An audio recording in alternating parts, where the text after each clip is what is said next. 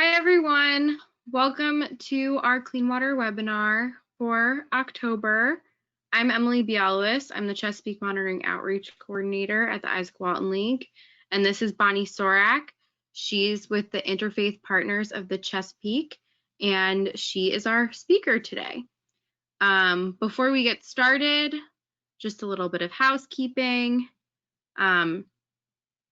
If you haven't attended one of our webinars before, you should know, you will know that we record the webinar and we send it to everyone who attended, and we post it on our website also. So if you want to see this again, if you want to share it with your community, we have it recorded for you. And if you're new to GoToWebinar, there you should see a question or a chat panel. You won't be able to interact with each other, but I will be able to see those questions. So if you have questions throughout the webinar, you can ask them, and I'll direct them to Bonnie so she can answer them, and then we can also have a designated Q&A time at the end. I think we're all set and ready to go. Yeah, I'm going to turn my webcam off, Bonnie, but okay. I can hear you and I can see your screen. Did you figure out how to start the slideshow? It's not going. Wait, let's try this. Let's see. Let's try that. Now what do you see? I still see the main PowerPoint page. Try that one more time. Well, I think we just go from here, and I think folks can understand. We're having a little bit of a technical difficulty, so if you can see the main slide, try to concentrate on that, and we'll go through. How's that sound? That works. We can try it a couple more times, but sure. Okay. So thank you all for coming and spending some time with us this afternoon, and it's exciting that so many folks are interested in mobilizing the faith community. I'm Bonnie Sorak. I'm the Senior Outreach Coordinator for an organization called Interfaith Partners for the Chesapeake. So we are a nonprofit organization. Most of our work is focused in the Central Maryland area. I'll get into that a little bit later, but I think we just wanted to start off with trying to get an idea of who's in the room. So I think we were going to ask folks to just put in the chat box your name and what organization you're with. I think we're putting up a poll there for you to be able to indicate who you are and what region you're from. I'll give that a minute.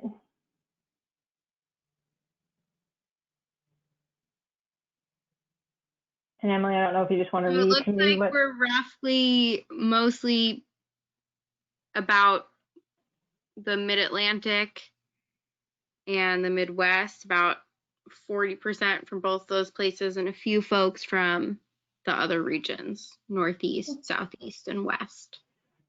Great.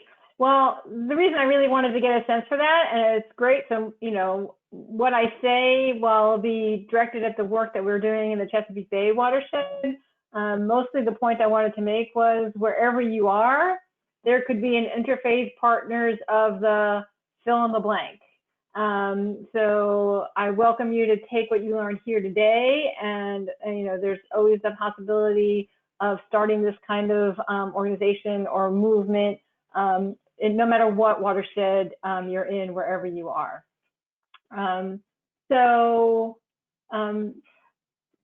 The nuts and bolts of what I'm going to be presenting here today are the lessons that we've learned over time working with the faith community in the Chesapeake Bay watershed. So essentially, the key takeaways are everything is local. People are most moved to action by focusing on their local waterways. that when we work with congregations, they really need pathways and tools for action. So they're ready, willing, and usually able to do the types of actions we need, but they need some direction. And that direction is best if it comes from helpful and committed partners. So our name is Interfaith Partners for the Chesapeake. Our partners are both congregations, but also what we call technical partners. So wherever we are working, we are always partnering with the local watershed group that's in that area. Congregations also respond to opportunities to work cross-denominationally. So our folks are really, really motivated when they can participate in a program where we get Jews, Christians, Muslims, Baha'i, Sikhs, everybody in the room or on the walk at the same time, where they can meet and create relationships with other folks. And that the thing that we specialize most in is that all faiths have a moral voice that needs to be heard. So every faith, every religion on earth has a tenet of caring for creation, and that's, information can motivate some people, but for people of faith, it's that moral voice and that calling to care for creation that is usually rooted in the text and the teachings of their faith that really speaks loudly to this segment. So one of the things that we say very often is God makes the rain, but we make the runoff. And so for people of faith, they get that right away. But we spend a lot of time doing really basic education. We call it Stormwater 101. People don't even know what a watershed is. So it's really hard for those of us who work in in stormwater work to understand that just the very basics of knowledge needs to be shared with people, because they really just don't even know. The model that we work our work around is through a program that we call the One Water Partnership. So I have a really quick video here that kind of explains what this program is. It's a 4-minute video, and if they say a picture's worth 1,000 words, well, I don't know how many words a 4-minute video is worth, but Emily's going to share that video with you.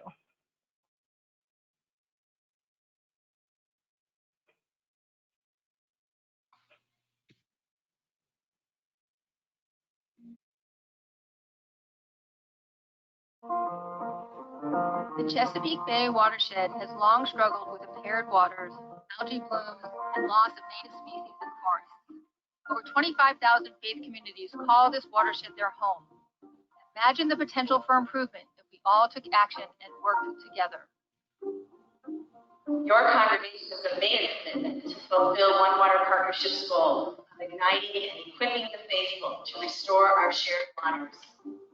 One Water Partnership works with congregations of all faiths to restore and protect their local watersheds. I'm elated to be able to stand here today as we come to affirm that we want to take care of that which God has given us.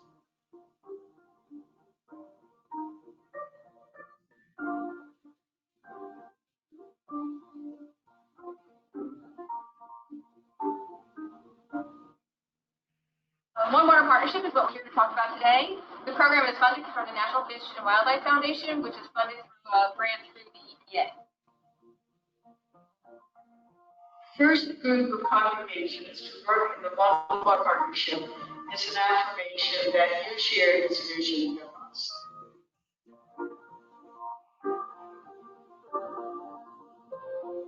Today, Interfaith Partners for the Chesapeake is leading an Interfaith Nature Walk. We can talk about reconnecting with nature, and we can read about it, but our actual experience of being in the natural world enhances what our faith teaches each of us about caring for creation. We are dependent on nature for everything, so I feel an imperative to try to preserve it. It has no boundaries, it has no denominations, it has no religion. It's all about stewardship of the earth, because it's not just for us, it's for those who come after us. And one of the things that we are dealing with right now on a massive level is urbanization and impervious surfaces creating stormwater runoff. that is entering into the natural river systems and into the waterway. We've had a few sinkholes open up in Baltimore City, and those repairs end up costing the city close to $7 million. In the Jones Falls One Water Partnership, 13 congregations are installing rain gardens, cisterns, or conservation landscaping. 18 are planting trees, and 35 are leading educational awareness programs for their communities. There's a massive amount of work to be done to improve the health of the Chesapeake Bay watershed and faith-based communities.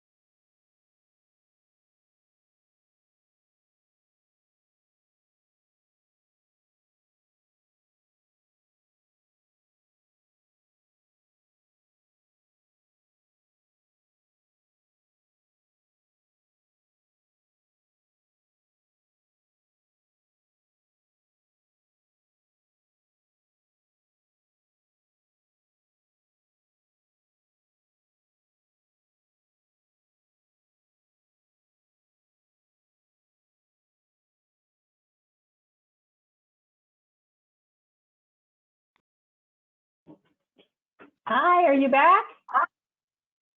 Yes. All right, You are can you share not your presentation again. Okay. Can you see my screen now? Mm-hmm. Excellent. Thank you. All right, so great. I lost audio there, so hopefully you all got to hear all that. I didn't, but as you can tell, I probably know that by heart by now. So that is a video that we did about our pilot One Water Partnership program, which was just in the Jones Falls. That was a 2-year grant that we had from the National Fish and Wildlife Foundation. Since then, we have received another grant to expand that model. So now we are continuing the work that we did in the Jones Falls watershed, and have now moved to the next watershed over, which is the Glens Falls watershed. We're also working in Anne Arundel County, Harford County, Wacomico County, and Lancaster, Pennsylvania. As I mentioned before, so the main funding for this program is coming from NIFWIF, but in each one of these regions, we are working with our other partners, which includes University of Maryland Extension through their Sea Grant program. We are also working with a program partner that covers all of this area in Interfaith Power and Light. Congregations that are very interested in doing environmental work and working on stormwater runoff are also interested in climate and energy. So Interfaith Power and Light is an organization that focuses on that aspect of environmentalism. And then down in Anne Arundel County, we're working with the Watershed Stewards Academy in Anne Arundel. In Baltimore, our technical partner is Blue Water Baltimore. We're working with Harford County. And then on the Lower Shore, working with the Lower Shore Land Trust and the Wacomico Environmental Trust. And then up in the Lancaster area, our partner, whose logo is not on here, which I'll need to change, is the Alliance for the Chesapeake Bay. So we're working with them up there, and included Chesapeake Bay Trust here because so much of our work and the work that our congregations are doing ends up being funded through the Chesapeake Bay Trust through their different grant programs. So we're very thankful for the partnership we have with them. So in the One Water Partnership, what we focus on is trying to get repeated and ongoing and meaningful action with our congregations. So we try to work with our congregations where they are and try to figure out what actions are going to be most meaningful within their congregation. Then cross collaboration is getting congregations, as I mentioned before, working across denominational lines. So very often, you know, if you're on a corner, there'll be 3 churches on the corner. So trying to get those churches to work together in their efforts. Working with the circle of support organizations that I went over just now. We're specifically working with congregations to form green teams or green ministries or creation care ministries within their congregation, with the understanding that they're taking responsibility for their local watershed. So we have congregations all over the Chesapeake, the Maryland area. So why organize at the watershed level? People want to work together, and one of the things that we say very often is do unto those downstream as you would have those upstream do unto you. That's a quote that we use from Wendell Berry very often, but that really resonates with people of faith because it's a little twist on the golden rule. But this work brings together diverse people, diverse religious backgrounds, racial backgrounds, social economic backgrounds. We have a real desire within the Baltimore area specifically, where folks that are up in the county, trying to have them understand that what happens up in the county, in the upper parts of the watershed, are affecting folks in the city, and creating those relationships so that we're all working together. And this really enhances the feeling that doing this local work really does make a difference. So really resonates with our folks is the idea of social justice and environmental justice is really important to them. Going back to the Stormwater 101, we do explaining that people are basically in the bathtub together, and that we're all in this together, and doing that work is really important for all of us to do this together.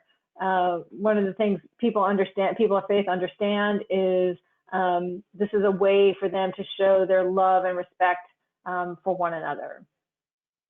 So how do we do this? We take steps to help them to take meaningful action. So as I mentioned, we define clear pathways to action with our partners up front. We help them to build relationships.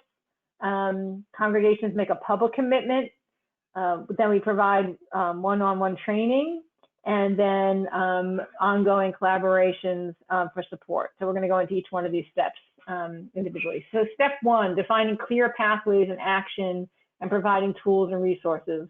One of the first things we do when we go into an area is meet with the local, the identified technical partners, like I mentioned, the watershed groups, and also the municipality of that area, to find out what are their goals, what are they trying to achieve, and then how can congregations help them to achieve those goals.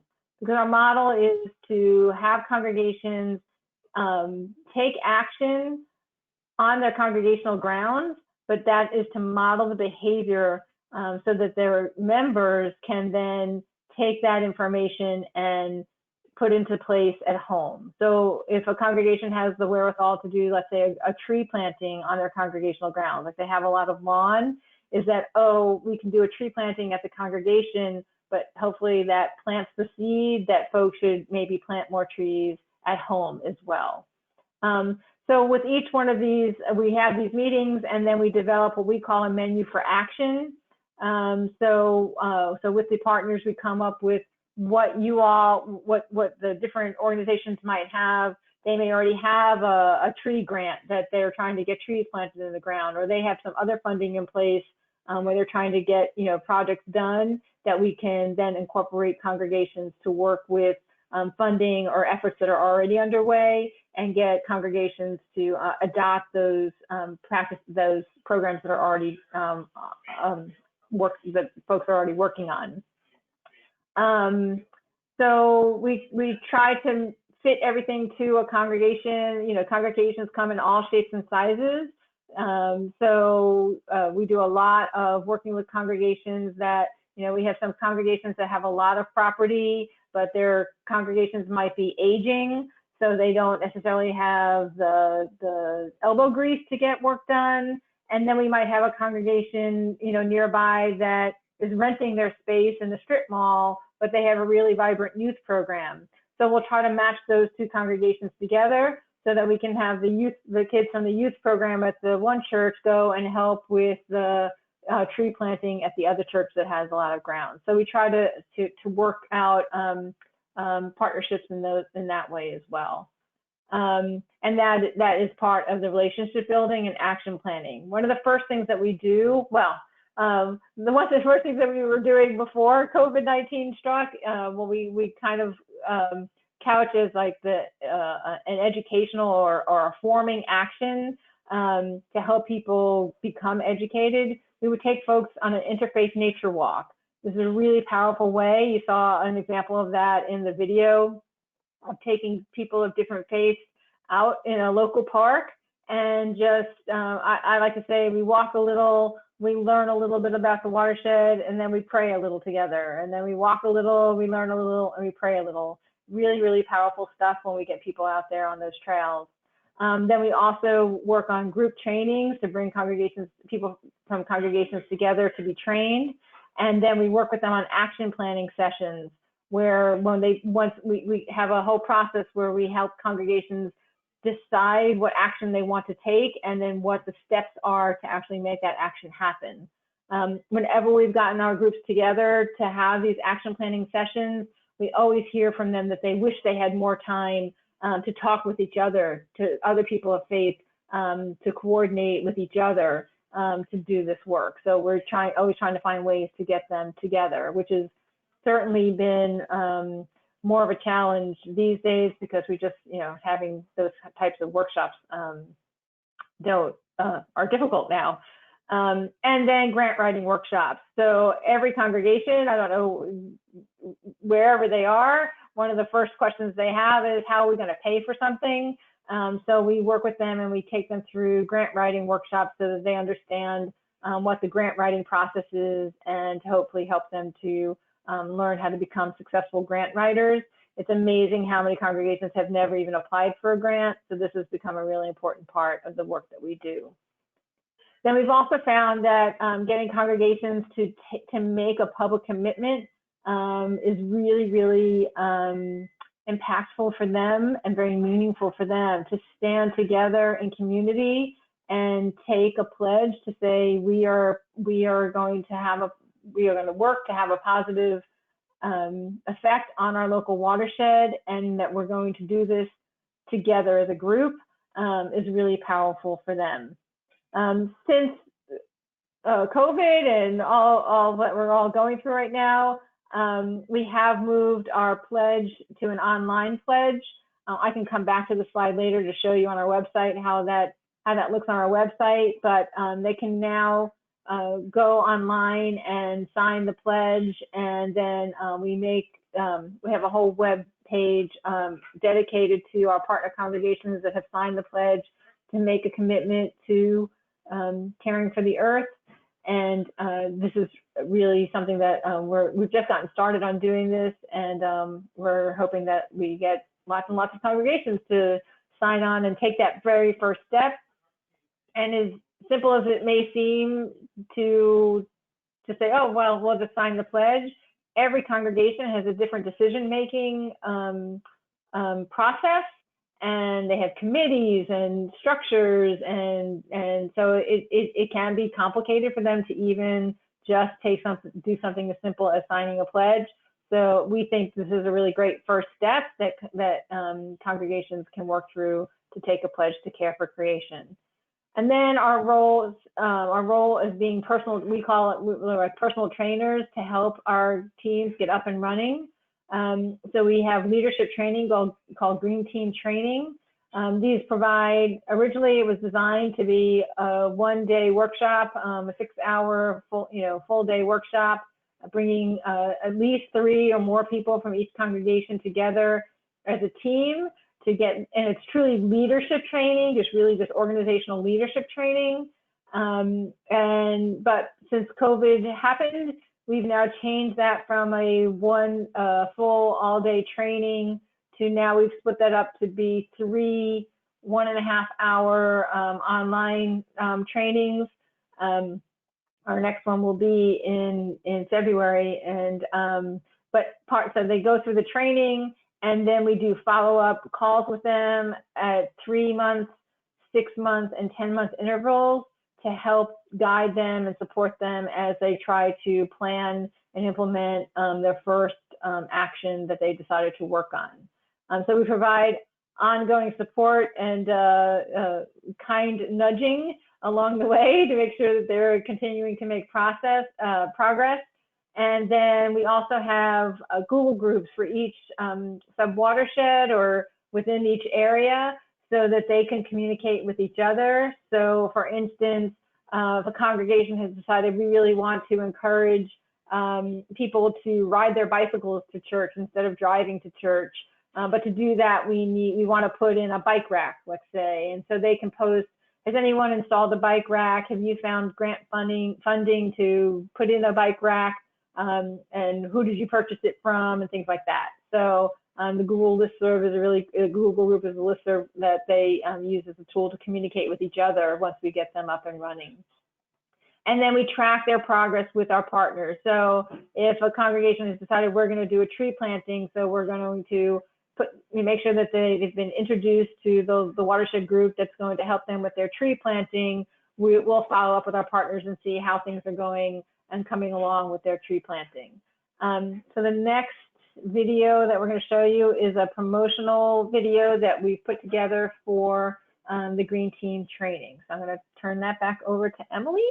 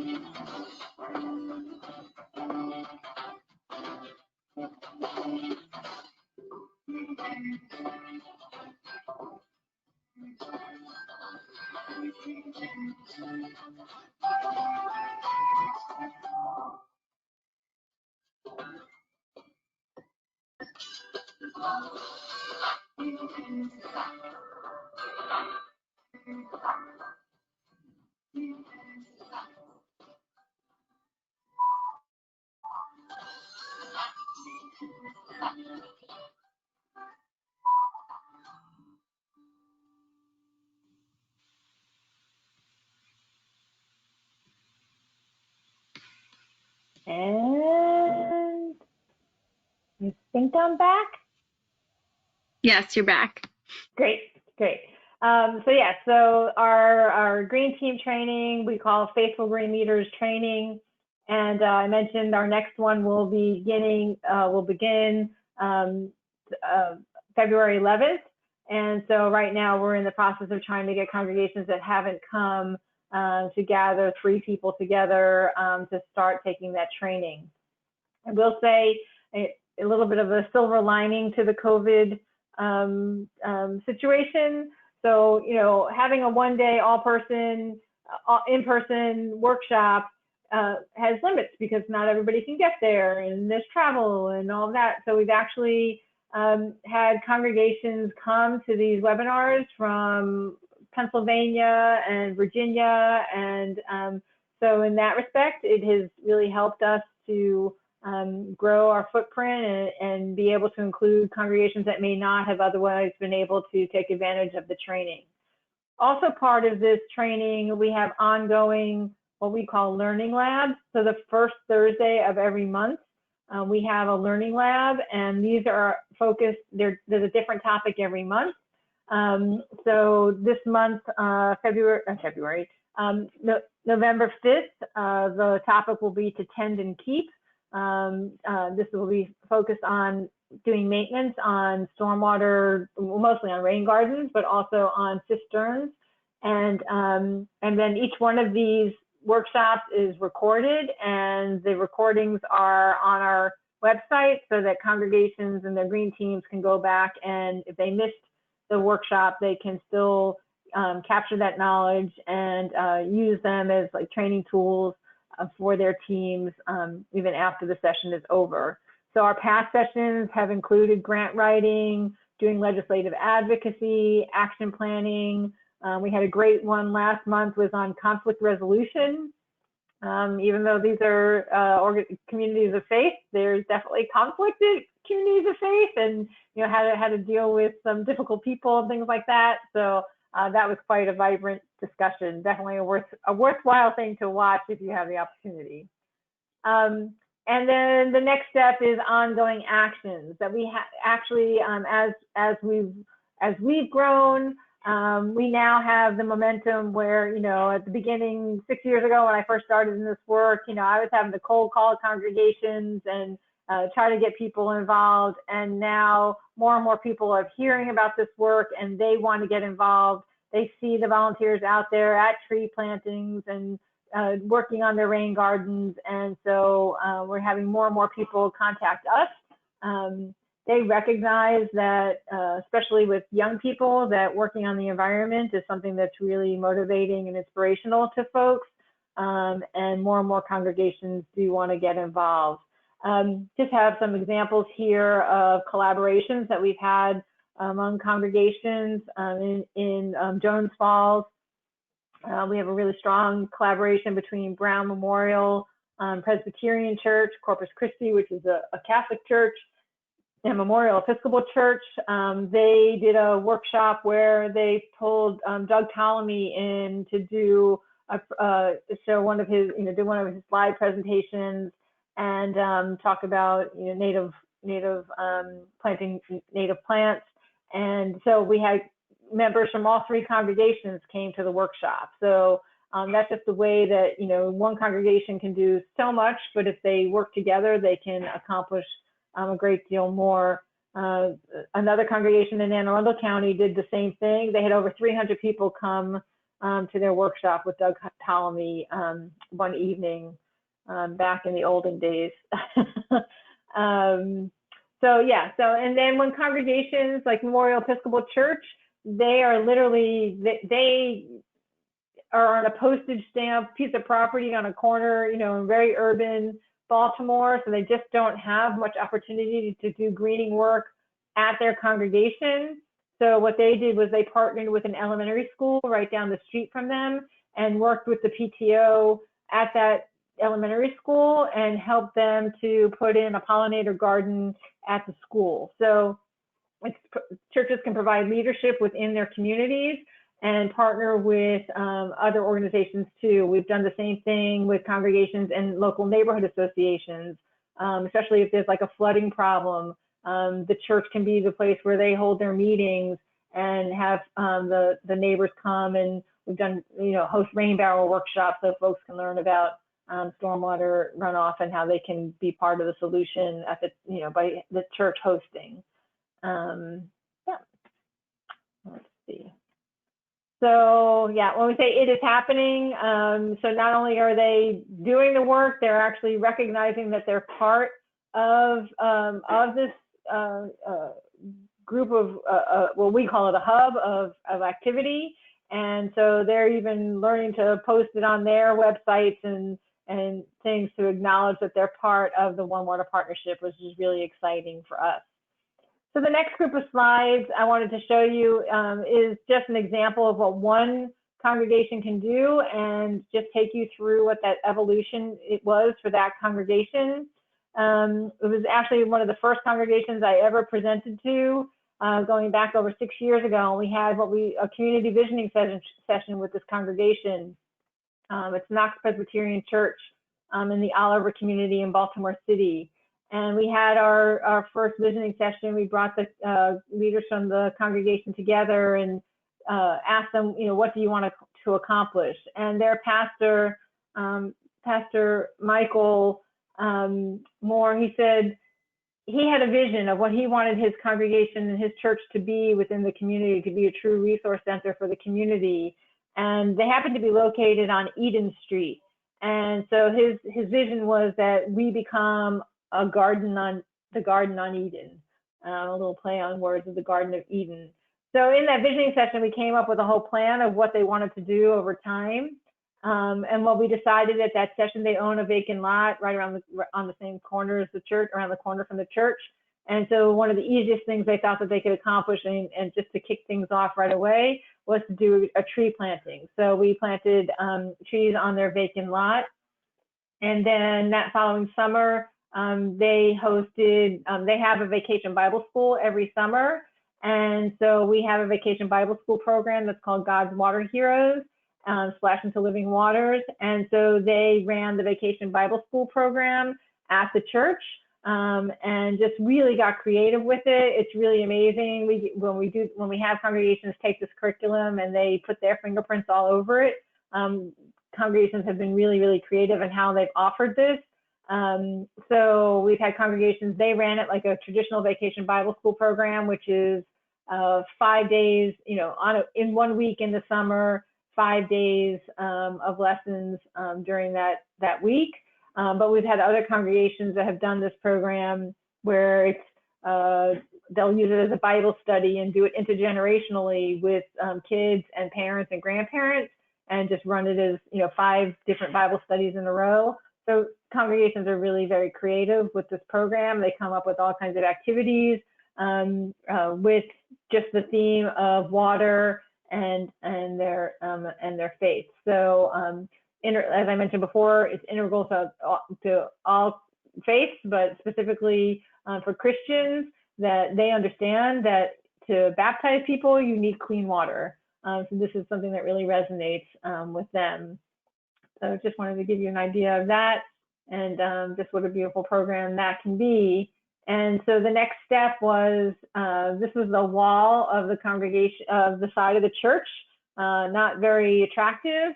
And so what the vision was to get this to become to beautify the community. And so they got a grant to install a mural on the side of the building. And they did that as a community activity, and got bunches of people together to work on the mural.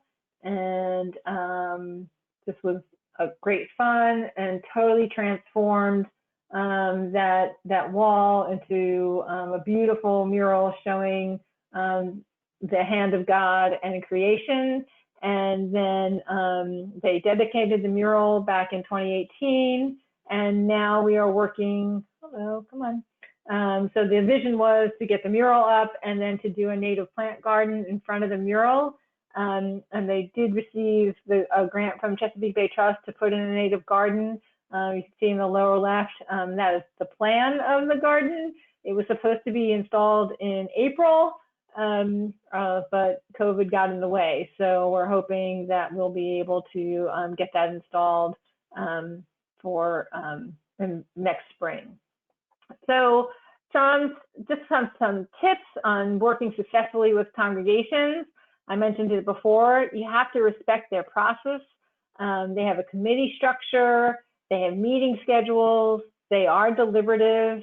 Sometimes even they get frustrated with the process within their own congregations, but you need to help them to understand, well, in order to get something approved, you've got to get on the agenda for the committees that are going to make the decisions, and who do you have to submit to get on the agenda to have them to make a decision. And then it's kind of a lesson in politics, in that you want to help them to understand how they may have to lobby with people ahead of time to get people to be on their side, to help them to pass whatever it is that they're hoping to get approval on, to work behind the scenes before you even get to that first meeting, so that they'll actually get folks to vote in their favor. So there's a lot of politicking that can go on with a congregation. And so if you're wanting to work with a congregation, you need to give them a little bit of advance. Timing is important. So, they might, if you want them to work on a program with you, they're going to need time to prepare and plan that and work that through their systems. Another thing that we found that's really important is we advise our congregations to work their environmental messaging into already existing events. So, creating a whole brand new event is hard, and it's hard to, even before COVID, it's hard to get people to come out for just one more thing. So we advise them to work within their congregational structure to identify things on the congregational calendar that happen every year, and then to focus on trying to make those events have either an environmental theme or to work environmental sustainability within those events that are already happening. So let's say very often congregations, let's just say they have their annual barbecue, right? And they have a barbecue every year. well, can we look at, what kind of waste, what kind of tableware and flatware are we using at those barbecues? And can we get that the barbecue committee, can we get them to say, okay, this year everyone needs to bring their own regular tableware, and then, encourage them so we don't make so much trash at the end. Or maybe we're going to switch to compostable products, and then we're going to actually take it to a place that can actually be composted after the event. So not to create something new, but to work the environmental messaging within what's already happening. One of my favorite things was one of our congregations was in the Annapolis area. Every year they do a crab feast. And I was like, well, that's the perfect opportunity if your congregation is really into crabs, and this is something, beloved activity every year. Well, that's the perfect time to have, set up a watershed model and help people understand what and how is important. We can't have crabs if we don't have clean water. And this is, so to make those connections for people, that's a great way to do it. We always try to ask them, how are they going to communicate what they're trying to do with their members and to the broader community? You'd be surprised the processes that might be in place just to get something in the church bulletin, to be included in the bulletin, or to be on the marquee outside. And then also, how are we then distributing this information beyond our congregation to the broader community? So helping them to work through, again, those processes so they can communicate internally and externally. I already talked about it a little bit, but, money, money, money, green, we say the green teams, and it's not just the green on the ground, but it's also where we're going to get the money to support the work that we want to do. So working with them to come up with creative ways to pay for the activities that they want to accomplish. So the grant writing is certainly one of the things that we really rely on helping them to get. But then like one of our congregations in Lancaster, really creative, they came up with, they installed a power charging stations for electric cars. And so their congregation came up with a way for the congregants to impose a self-imposed gas tax. So our gas taxes haven't gone up in recent decades. So they all, on the honor basis, decide how much gas tax they would have paid if gas taxes had gone up, and then every month folks are contributing that amount of money to a fund that helps to offset the charges and the fees that are accrued by them having installed these electric charging stations for electric cars. I mentioned it at the very beginning. So grounding whatever the effort is within their faith tradition. So knowing what the religious calendar is, and knowing where environmental messages are most likely to be able to be plugged into. So for Jewish congregations, the Jewish Earth Day is Tu B'Shvat. So it's kind of it's called the birthday of the trees. It's usually in January, February of every year, which is kind of a weird time because that's not what we would think of as being the birthday of the trees, or Earth. We wait till April for our Earth Day, but that's when the almond trees are blooming in Israel. So that's why Tu B'Shvat is in. So congregations are already usually having some sort of celebration for Tu B'Shvat. So that's a perfect opportunity for the green teams to try to influence the programming that's going to happen around Tu B'Shvat, so they can get their environmental messaging embedded within that celebration. Same thing for Christians. They have for Catholics and some other the Christian denominations, the Feast of St. Francis. St. Francis is the patron saint of the environment. So including trying to get activities focused on that holiday makes perfect sense to people, and it's not a big stretch to try to get folks to do that. We have lots of resources that are available on IPC's website, and I welcome you to take a look. So, if you were looking at trying to work with the faith community, what would you need? We would recommend that you ask yourselves these questions. So bearing in mind where everything is local, is there a local water issue or need that you want the faith community to engage on? So looking at, look around, see what you're trying to accomplish, and have a clear understanding of what it is that you need, and then try to couple that with the moral or theological connection underpinning the issue. If you're not sure what that is, then I would recommend, if you don't have, if you're not in our area, certainly we can help you to do this. But if you're in an area where there is no interfaith partners for the Chesapeake, don't be afraid to reach out to clergy or faith leaders. They're usually really, really fine and lovely, nice people. And they're interested in trying to do this work as well. So I would encourage you to reach out and see if you can find some common ground to work together.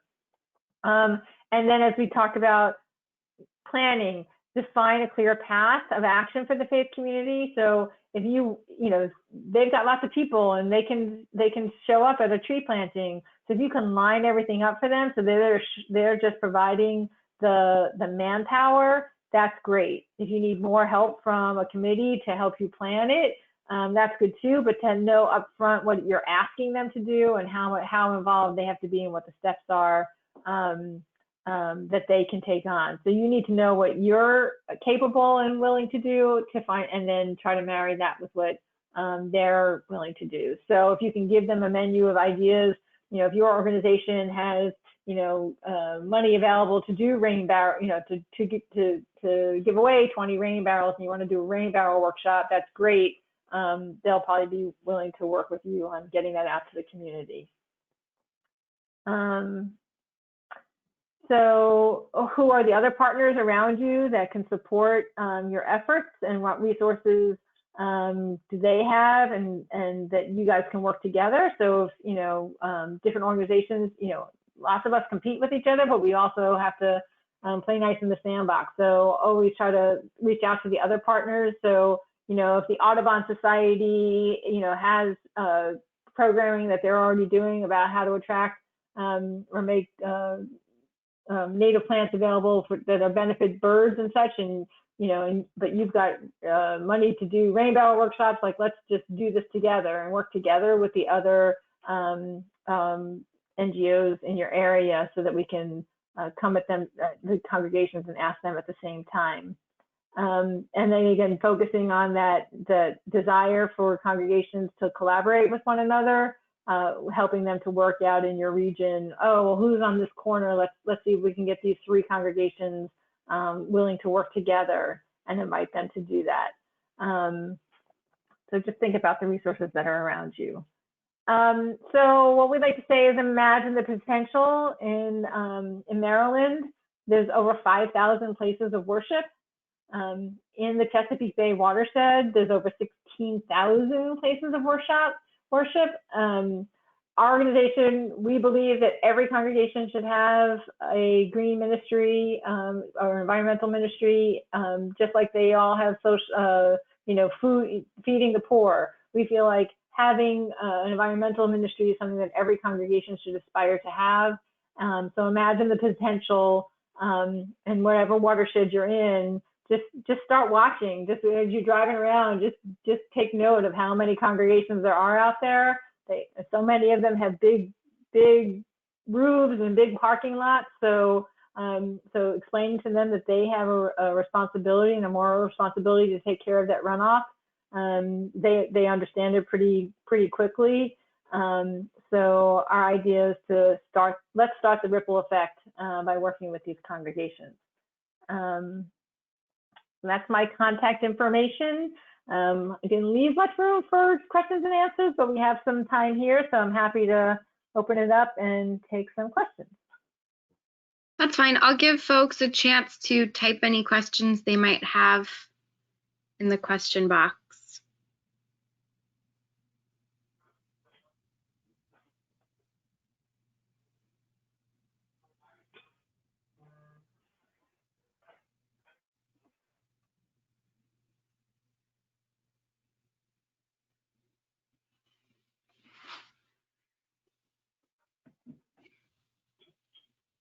I can't tell. I'm in suspense.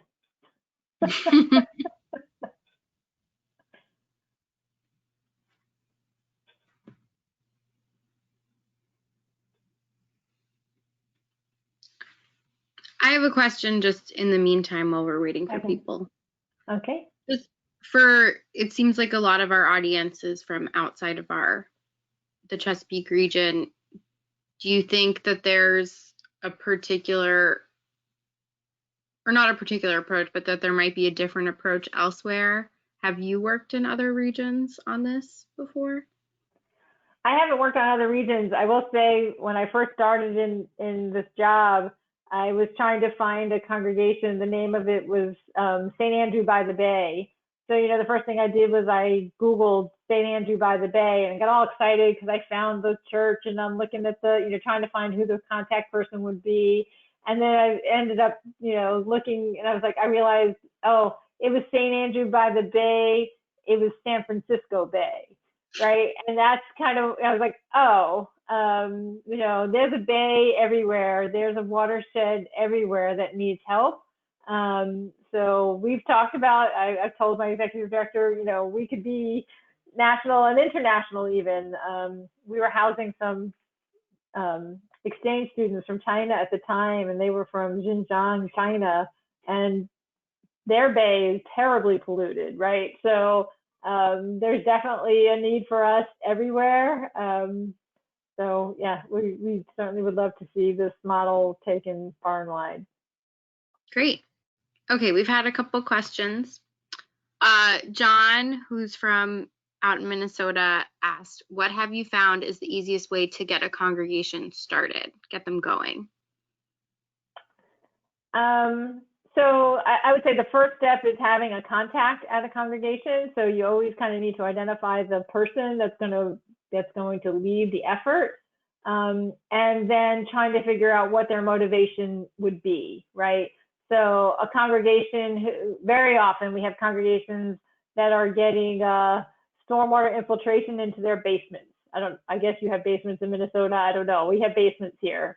And so we have lots of congregations that'll be the first thing they call. They don't know much, but they have water in their basement. They heard we work with stormwater. Can we help them?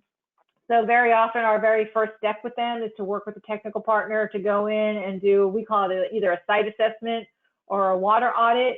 And so we'll go out there and try to figure out where that stormwater is coming from and try to then make recommendations as to how they can mitigate that stormwater, which might, just looking at and seeing, where that water is coming from and saying, oh, well, it's this downspout here, is the water is getting directed into the basement. Like if we redirected that downspout and put in a rain garden, and then, let's apply for a grant so you can put in a rain garden. So it really depends on what they're struggling with and why they've come to you. So it really just depends. We've got congregations that have big pieces of property, and maybe somebody noticed that they have trees, but there's invasive species, that are endangering their trees. And so then we'll work with them on doing an invasive species removal. So it really just depends on what their particular situation is, either on their grounds, or very often I'll get a call from somebody. We've got a youth group and they say they want to do something outside. What can we do with them? So then we kind of, just discuss, what would be some good low lift activities to get the kids outside, whether it's to go for a walk in the park and just educate the kids about stormwater. I will say in Maryland, we have a very strong part of our public school system is to teach the kids about the Chesapeake Bay. It's required training. It's part of the curriculum. So kids are pretty knowledgeable about this. It's their parents and grandparents that aren't. But that's just one way that we would get them involved. I hope I answered that question. I think you did great. And David is in Virginia. He was just adding some potential projects to start with, starting with, installing rain barrels or putting in pollination gardens or doing a watershed talk to a Sunday school. Right. And then I got another question, excuse me, from Julia in Virginia. She asked, when you begin initial contact with a congregation, do you normally start with the pastor or faith leader or with other members of the church? That's a great question, and it can be either way. So, you know, sometimes we have a really passionate faith leader who comes to us and they want to get their communities involved, but it's the other way around too, where a lot of times we have a lay leader who's just really passionate about the environment and wants to bring it to the congregation. So again, we just work with them where they are. I will say that faith leaders are way overworked. They don't have a lot of time, like they are being pulled in 1,000 different directions. So even though we have a lot of passionate faith leaders that are part of our network, we try to encourage them to get a lay team together to do the work, because they just don't have the time to pull these things off. They really need to have lay leadership to take ownership of whatever we're trying to accomplish with the congregation and turn it over to them, because they realistically, they just don't really have the time to do this sort of thing. They're in the business of saving souls. So we're like, you save the souls, we'll get other people to save the trees, and just come in and pray, bless everybody while we're doing it. Okay, thank you. That looks like all of our questions. Thank you so much for your time today, Bonnie, and thank you for everyone who attended. This was recorded and we'll share it with you, and it'll be available on our website. So thanks, everybody. Thank you. Bye. Bye. Bye, Emily. Take care.